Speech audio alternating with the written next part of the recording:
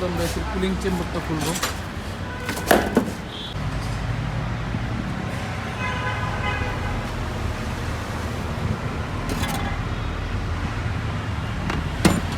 মূলত বাল্বের জয়েন্টটা খুলতেছি।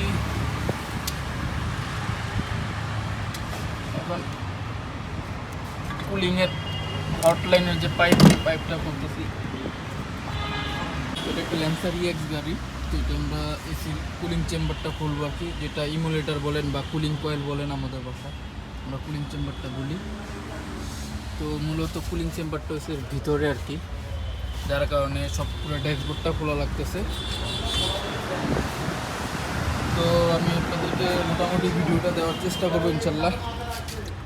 তো দেখুন আমরা কীভাবে আর কি কোন প্রসেসে আমরা এই কুলিং কয়েলটা খুলি বা কুলিং চেম্বারটা খুলি আর কি। তো পুরো ড্যাশবোর্ডটা খোলা লাগে, স্টার্টিং হুইল নামান লাগে আর কি সম্পূর্ণ। তো আপনারা দেখুন আর কি। হালকা করে দেয়, লাইট দেয়, আমার কাছে লাইট দেয়।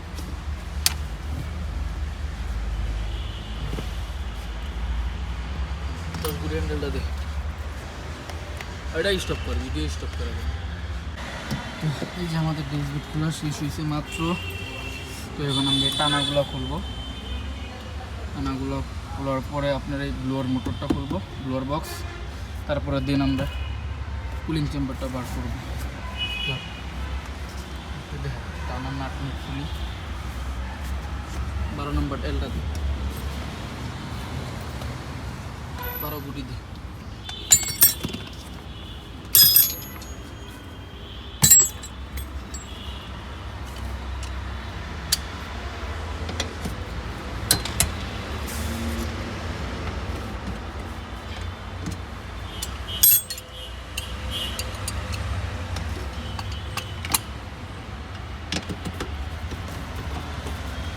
লাইটটা ধর,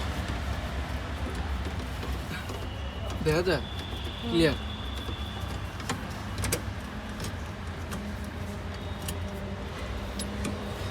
তো আমরা সব কিছু খোলার পরে আপনার এটা লিক চেক করবো। লিকটা কীভাবে চেক করতে হয়, কুলিং কয়েলটা সবই দেখাবো। একটু ওই সাইড দেখা,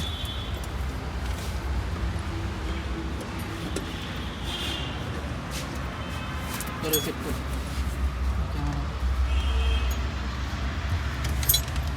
আমার কার এসি ডক্টর চ্যানেলটা এখন সাবস্ক্রাইব করে নিন, ইনশাল্লাহ সবাই সাবস্ক্রাইব করে দিবেন।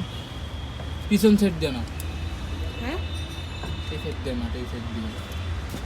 দরজা খোল, ফুল খোল। তো আপনারা দেখতে পাচ্ছেন এই যে আমার স্টার্টিং আমি নিচে নামায় ফেলছি, টানাও খুলছে। এখন জাস্ট কুলিং চেম্বারটা বের করার বাকি। তো এখন আমি কুলিং চেম্বারটা বের করে তারপরে আমি দেন এটা প্রেশার দিব। প্রেশার দিয়ে আমি আপনাদেরকে লিকটা কীভাবে করে বা কীভাবে চেক করতে হয় আমি সেই প্রসেসটা আপনাদেরকে দেখিয়ে দেবো ইনশাল্লাহ।